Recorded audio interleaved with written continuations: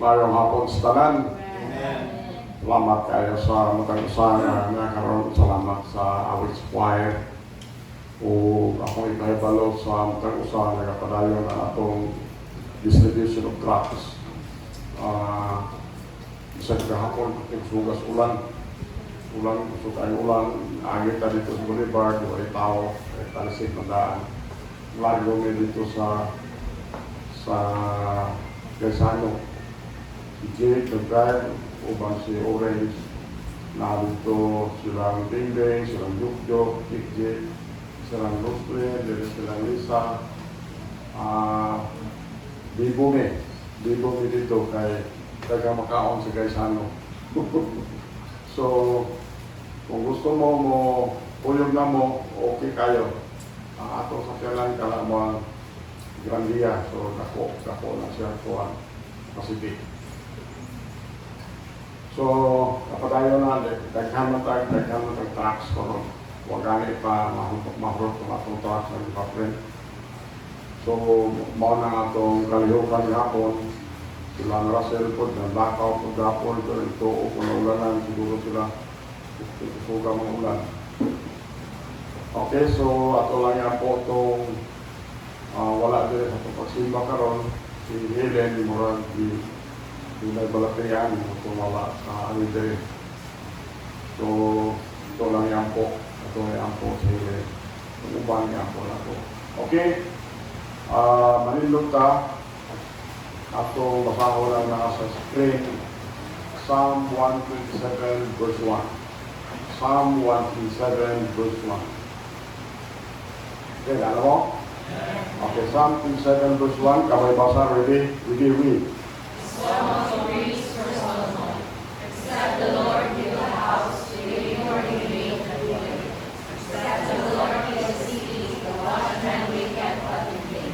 Okay, ato basaho. So, Psalm 27 verse 1, ready? Read. The Psalm of praise for Solomon. Except the Lord build a house, the labor in vain that build it. Except the Lord keep the city, the watchman waketh but in vain. Ang programa na malangit nun, buhay ng mga Diyos. Salamat kay Ginoong na nakapadayon is magsimba kanimo. Isang pa ang uban doon ay mga pinunggan Ginoong na wala makasimba pang nakapadayon ni Lord. Salamat kay si Gayon na makasimba kanimo. Salamat sa inyong mga anak Lord na bisan pa sa hulga sa ulan alia karong kahaponon. Mga malangit nun, salamat kayo sa wisdom sa mong ihatag din mo sa Sunday School teacher, isang Sunday School teacher sa kabataan, mong pangamuyo Lord na magkakadayon ng huluhaton pati na maglulang na mga ng Ginoo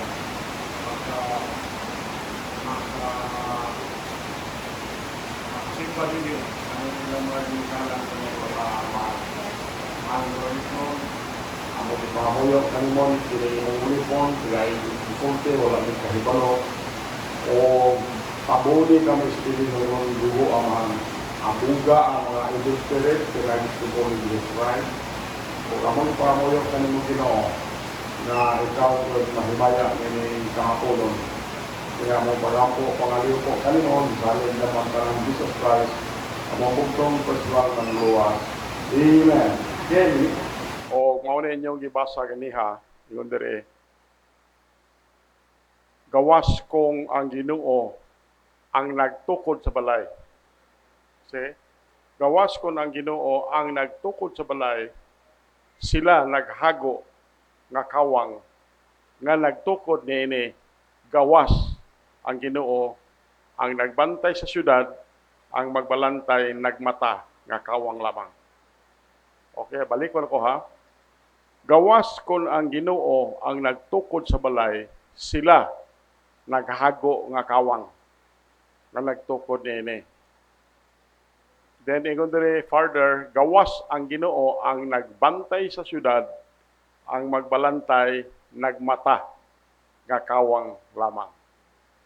Okay, so ato mensahe ron naguluhan ni og a happy home. Ang malipayon nga panimalay. malipayon nga panimalay. Mga igsoon, nini kahaponon, pamalandong kita nini nga tema, naguluhan o ang malipayon nga panimalay.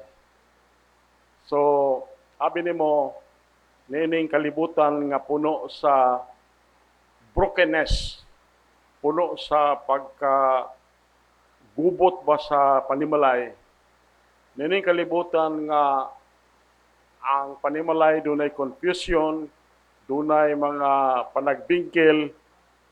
Abi nimo, ang Ginoo naghatag nato sa iyang pulong aron mapadayag diri kanato unsaon nga ang atong panimalay mapuno sa kalipay, mapuno sa kalinaw, o mapuno sa gugma.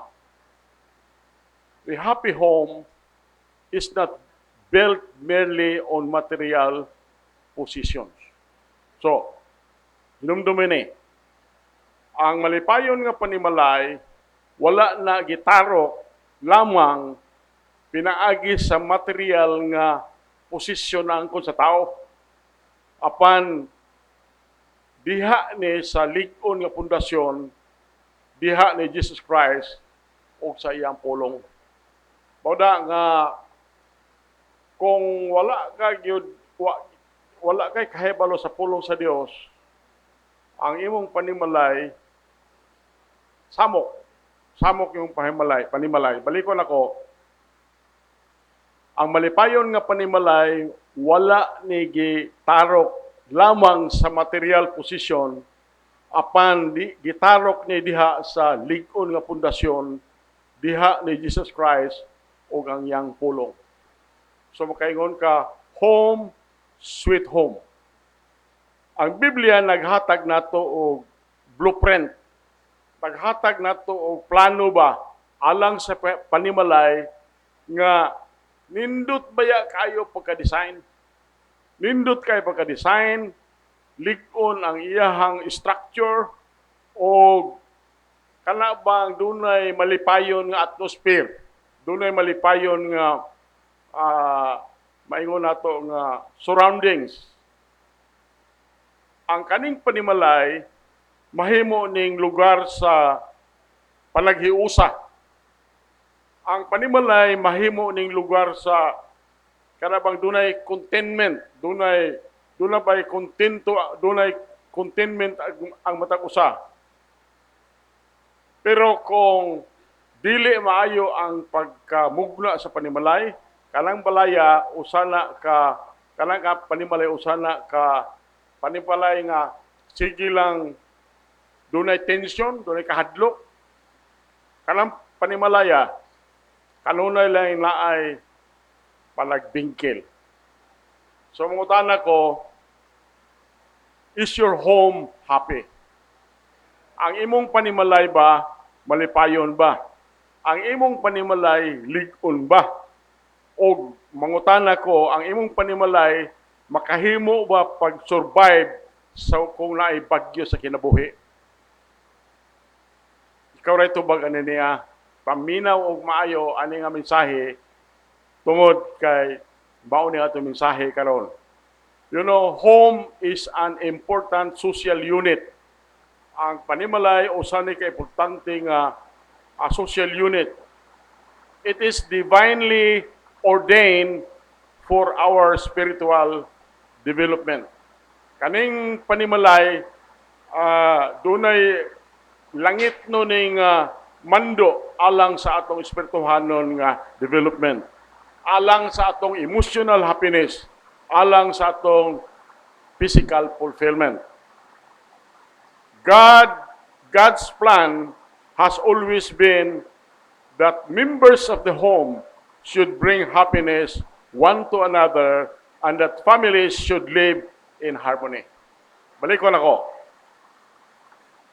Ang plano sa Dios kanunay ni nga ang membro sa panimalay magdala ng kalipay sa usa-usa. O kana nga pamilya magkinabuhi unta na nga magakauyon in harmony. Okay, so Mao ni ang number one point na to.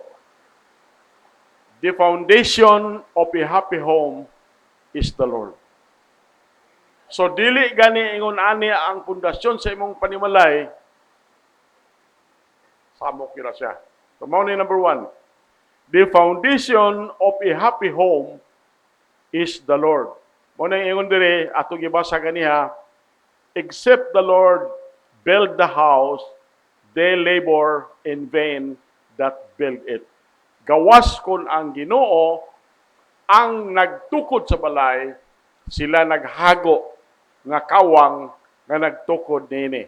So mao ning giingon ni Jesus Christ. Ingon si Jesus Christ, Matthew 7:24. Kamoy basa ng Matthew 7:24. Really read.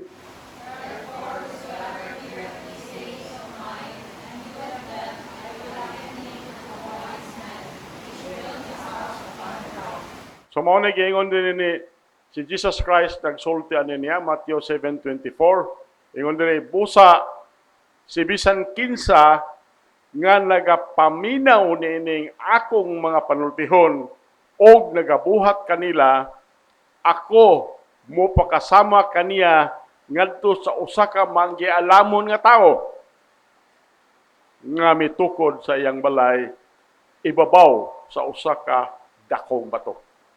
Okay, so kanang bato diha, actually the rock is Christ and His Word. Kanang bato. 1 Corinthians 10:4. Kamoy basa ng 1 Corinthians 10:4. Read.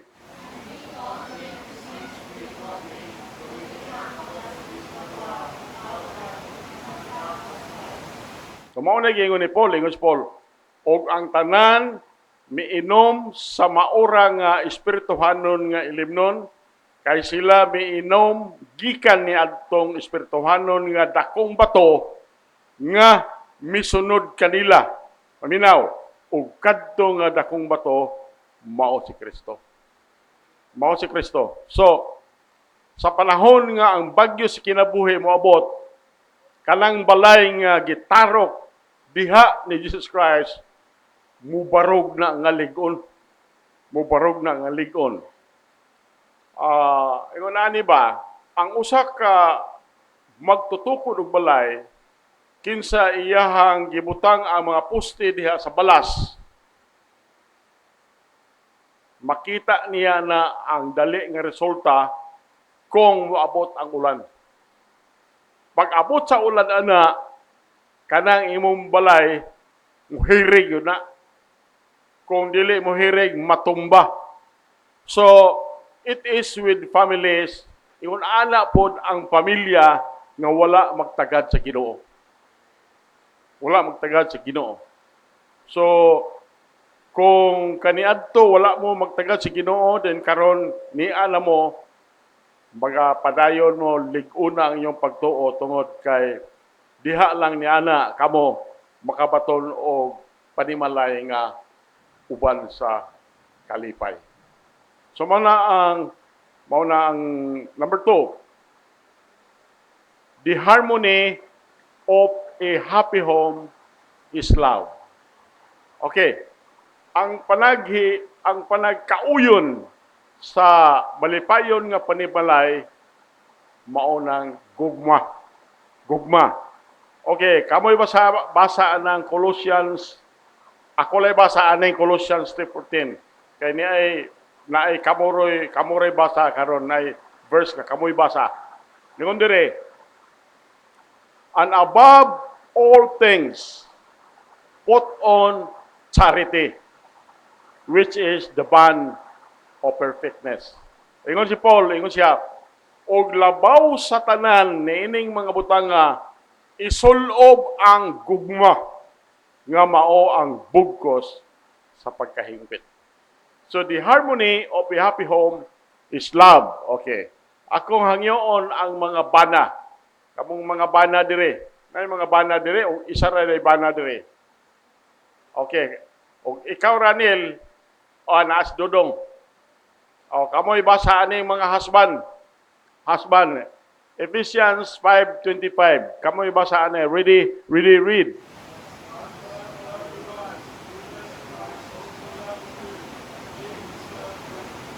O mao na sinamla JJ day tuloy day mo. Tuloy ingon diri.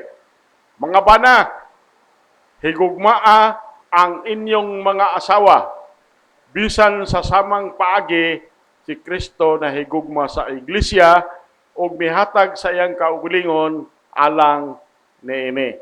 Okay. Mga asawa, Ephesians 5:22. Kamoy basa na Ephesians 5:22. Ready, read.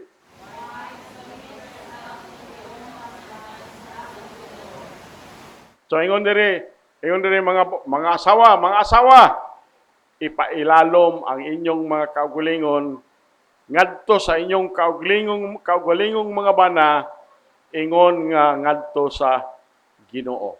Una argo ni Mario. Gansi kay mga husband, kita mga husband, gansi ta sa mga babae, sa atong asawa.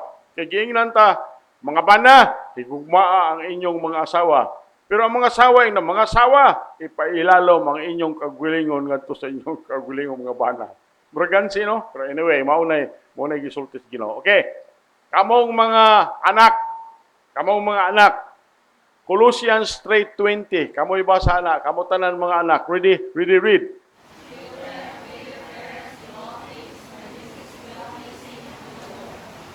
Okay. Ingon diri mga anak, tumana ang inyong mga ginikanan diha sa tanang butang kay kini makapahimuot pag-ayo sa Ginoo. Sa ato pa og di ka mutuman sa imong inahan, sa advice sa imong inahan, wala mahimuot ang Ginoo nimo. Simple kayo na. Balikon ako, mga anak, tumana ang inyong mga ginikanan diha sa tanang mga butang, sa tanan mga butang, dili sa ubang mga butang, sa tanang mga butang, kay kini makapahimuot pag-ayo sa Ginoo. So doon na gani mga problema din ha tungod kay wa ka mo tuman sa imong ginikanan. Huna-hunaan ang bersikuluhan eh. Huna-hunaan ang bersikuluhan eh. Kay wa ka mo tuman sa imong ginikanan, wala mahimuot ang Ginoo nimo. Okay, so number 3. The happiness of a home is in God's blessing. You see? Ang kalipay sa panimalay naa na diha sa mga panalangin sa Ginoo. Okay, kamo rin ko'y basa ng Psalm 28:1 anto, verse 1. Kamoy basa, read.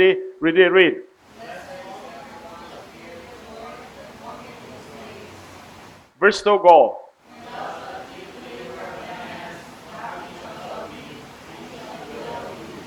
Okay, mauna giingon ni Paul, ingon diri ni mga salmista, ingon diri bulahan ang matag usa nga nagakahadlok sa Ginoo. Kani nagahadlok sa Ginoo, dili gyud ni magkurog-kurog ka kay nahadlok ka sa Ginoo. Kala bang misubay ka sa mga mando sa Ginoo. Ingon diri bulahan ang matag usa nga nagakahadlok sa Ginoo, nga nagalakaw diha sa iyang mga dalan. Verse 2, kay ikaw mukaon sa hinaguan sa imong mga kamot, magmalipayon ikaw o kini magmaayo kanimo. Okay, ingon ani. Ang malipayon nga panimalay, dili ina gawas nun sa mga pagsulay. A happy home is not free from trials, but it is full of God's blessing. Ang malipayon nga panimalay, dili na gawas nun sa mga pagsulay. Apan, puno na sa mga panalangin sa Dios. Puno na sa kalinaw sa Dios. Puno na sa protection sa Dios. Puno na sa provision sa Dios. Ang tinuod nga kalipay, wala na nagikan sa bahandi sa panimalay. Apan, gikan na sa imong pagkamatarong at tubangan sa Ginoo. Kung namatarong ka at tubangan sa Ginoo, meaning save ka, talambalaya, malipayo na. Yung nani ba?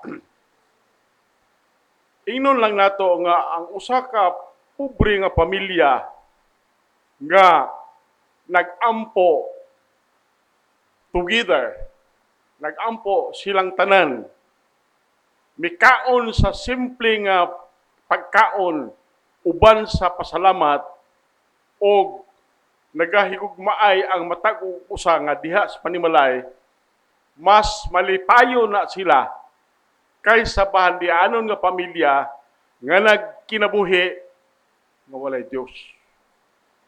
Nga walay Dios. Balikon ako. A poor family that prays together, eats simple meals with thanksgiving, and loves one another has more joy than a wealthy family that lives without God. Maunay angay nato huna-hunaon. Number 4, the heritage of a happy home is godly children. Ang panulundon sa malipayon nga panimalay maunang godly, mga Diyos nun nga mga anak. Diyos nun nga mga anak. Psalm 127 verse 3. Kamoy basa ng 127 verse 3. Read.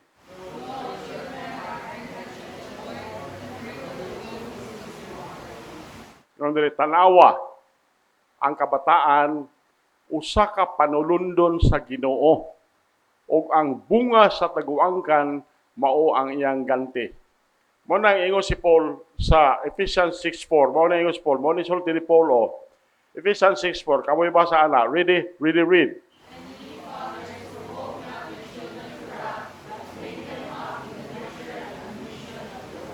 So mao nang ingon ni Paul siya, o kamong mga amahan, ayaw hagita ang inyong mga anak ngadto sa kapungot, apan matutua sila diha sa pag-amuma o pagtambag mahitungod sa Ginoo. So, mao ni ang conclusion sa atong mensahe.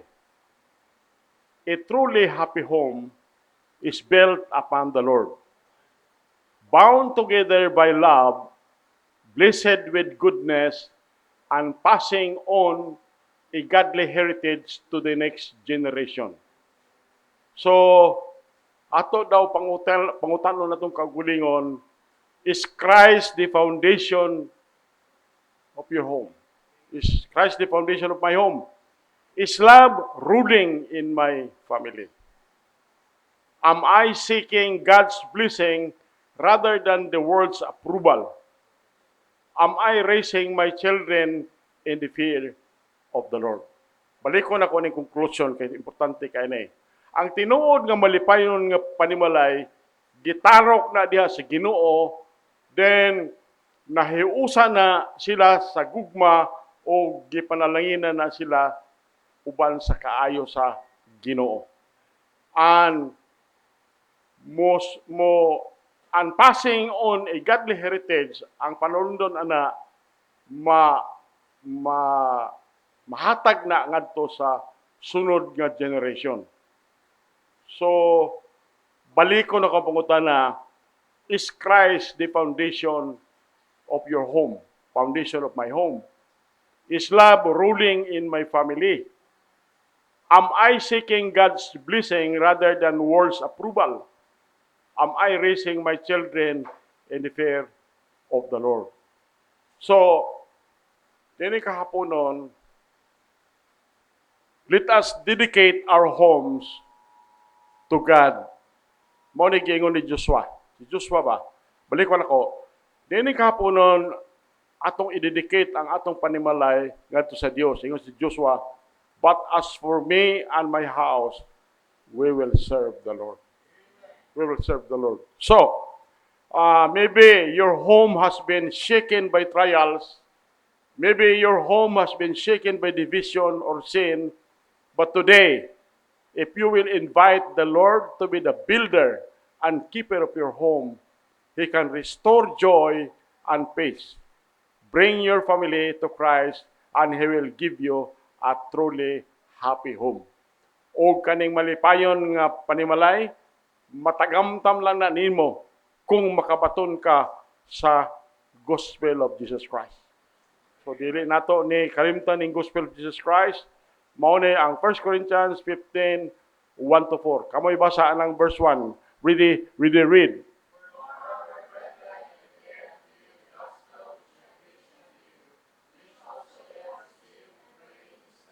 Verse 2, go.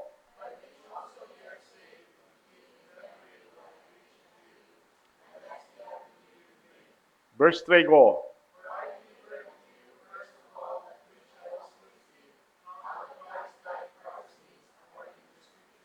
Verse 4, go.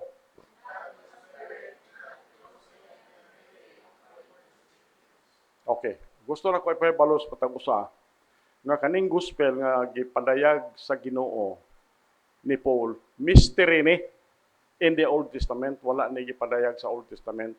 Katong sa panahon nga si Paul na misunod na siya ni Jesus Christ, after siya gibutaan nito sa dalan paingon sa Damascus, then gipadayag sa Ginoo dito kaniya ning gospel. Ngunday dugang pa mga igsoon, ako magpahayag na kaninyo sa maayong balita manang gospel. Nga akong giwali nga kaninyo nga inyo usab nga gidawat og dinhi niini kamo nagbarog. Verse 2. Pinaagi niini kamo usab nangaluwas kon inyong gibutang diha sa inyong panumduman unsa ang akong giwali nga kaninyo gawas kon kamo mituo nga kawang. Verse 3. Kay ako mitugyan nga kaninyo una sa tanan sa ako usab nga nadawat giunsa nga si Kristo namatay tungod sa atong mga sala sumala sa mga kasulatan ug nga siya gilubong ug nga siya nabanhaw sa ikatulo ka adlaw sumala sa kasulatan. Okay. So kaning gospel doon na ni 7 elements. 7 ka elemento ni. Number 1 is how that Christ died for our sins according to the scripture, buried, rose again the third day according to the scriptures. So, importante kayo ang pangutana, giunsa man ni Jesus Christ pagpakamatay alang sa imong sala. Nagpaaga siya og dugo. Shed his blood. Hebrews 9:22. Kamoy basa na. Read.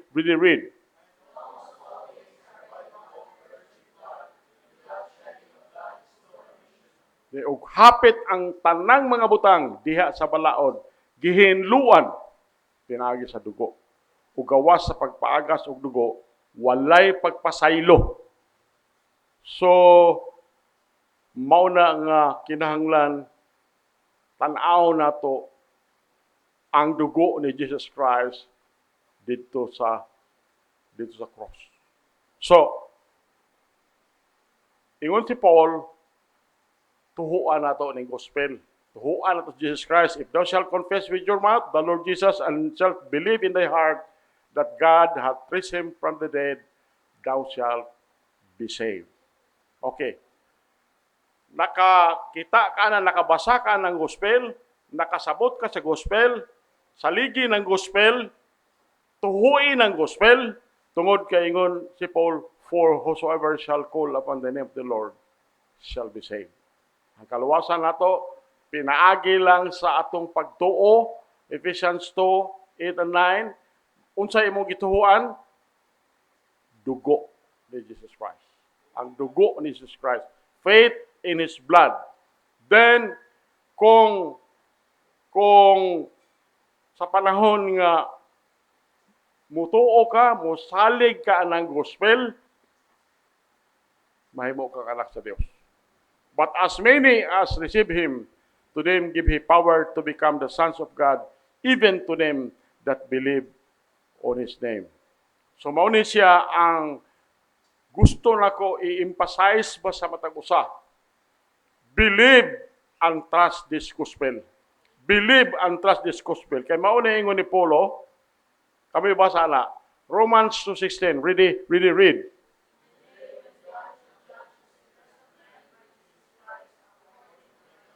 Niundre, sa adlaw sa diha nga ang Dios muhukom sa mga tinago sa tao, pinaagi ni Jesucristo kaning tinago sa tao ang buhat sa tao. Ang buhat sa tao gikas pagkabata ato siyang pagkatigulang. Sa adlaw sa diha nga ang Dios muhukom sa mga tinago sa tao, pinaagi ni Jesucristo, paminaw, sumala sa akong maayong balita. Botong maayong balita itong atong ibasa kaniha. So, ako, mauna na atong mensahe karong kapunon nindog ta mag-amputa. Mahan na mo langit nun, buhi na mga Dios. Ako gipangamuyo kanimo Ginoo nga kining mensahe bulugdang nis kasing-kasing sa matag usa amahan aron makabaton kami Ginoo malipayon nga panimalay amahan. Basin kaniadto gubot among panimalay apan pinaagi na ining mga puntos sa ning mensahe Lord makabaton og kalipay ang among tagsa-tagsa kapanimalay. Kung hangyoon ng matag usa, you can sit it down there, you can kneel, pwede ka maraming sa altar, pakikistorya sa Ginoo. Kung sa may problema, isulti sa Ginoo na ng tanan. Then, we can have a happy home. Let's do it. Amahan na mo langit nun, buhi na mga Diyos. Yan ang kahaponon, Lord. Salamat nga nagapadayon mi sa mong pagsimba kanimo. Salamat sa imong mga katawhan, Lord. Kani ang nining kahaponon. Amahan, akong ipangamuyo kanimo Ginoo. Dios ka nga makakagahom nga ikaw magpanalangin sa matag usa o magbantay sa matag usa. Kaduha amahan, ako nangamuyo kanimo nga ikaw maghimo sa imong naw nga magsidlak na sa matag usa ug magmadagayaon sa grasya na sa matag usa. Mahal ako lang noon nga muyo ko kanimo isip nga imong gitahasan Ginoo pagdubala aning mga katawhan nga muyo ko kanimo nga ikaw nga Dios nga among Dios makagagahom sa natanan magmaya ang imong panagway nga na sa matag usa ug muhatag sa matag usa ug kalinaw. Mahal na mo lang noon ning katapusan mga adlaw Lord lig-una ang pagtuo sa imong mga anak Lord. Samtang kami nagatutok amahan sa imong ikaduha nga pagbalik. Kaya among pagampo, pangaliw po kanimo, ang tanan niini amo nang gisalig sa mahal nga ngalan ni Jesus Christ. Among buktong personal nga manluluwas. Amen. Okay, ito na. Okay, salamat sa pulong nga nawali karon. Amen. Actually, nagtingog siguro inyo mga cellphone na ilino ganina. Salamat as protection sa Ginoo. Amen. Now, let us sing our last song. We're going to sing "Oh Happy Day." Ako ngayon na matagusa. Let us all rise. After the singing, ako ngayon si Brother Jimbo to end the service with a prayer. Okay, first stanza. Ready, sing. Oh happy day that fixed my choice on thee, my Savior and my God. Well, may this glowing heart rejoice and tell its raptures all abroad. Happy day, when Jesus washed my sins away. He taught me how to watch and pray and live rejoicing every day. Happy day, when Jesus washed my sins away. Verse 2. Oh, happy bond that seals my vows to Him who merits all my love. Let cheerful anthem fill His house, while to that sacred shrine I move. Happy day, when Jesus washed my sins away. He taught me how to watch and pray and live rejoicing every day. Happy day, when Jesus washed my sins away. Verse 3. They stand the great instructions done. I am my Lord's and He is mine. Amen. He drew me and I follow on, charmed to confess the voice divine. Happy day, when Jesus washed my sins away. He taught me how to watch and pray and live rejoicing every day. Happy day, when Jesus washed my sins away. Amen.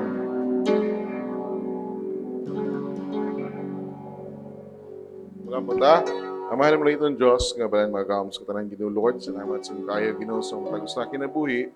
Salamat, amahan, sa kadaugan, Ginoo, sa panimbahon karong adlaw.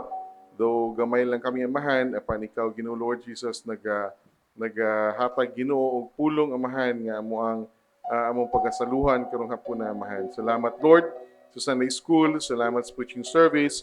Bisan pa man, salamat sa matag usanga ni Adri karon, amahan. Salamat sa imuhang gugma diri kanamo, Ginoo Lord. And Lord, we pray, dear Father, as magpadayon kami sa mga trabaho, Ginoo, for the rest of the week.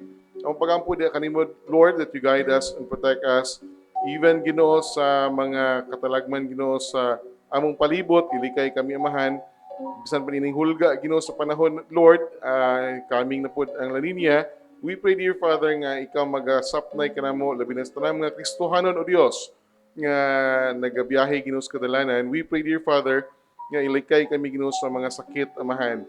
And Lord, we pray, dear Lord, nga by next Wednesday, magkakita na usab kami pagbalik, o mga Kristohanon nga naa sa mga balatian, amahan, ang pagampo di kanimo, nga ikaw magahikap, Ginoo, sa ilang panglawas, and magabless, Ginoo, sa mga tambal ng ilang ginainom. And we pray also, dear Lord, nga makabaton sila og dali nga kaayuhan, Ginoo, gikan sa mga balatian, amahan. Lord, we give you back all the glory, honor, and praise. And guys, we pray, amen.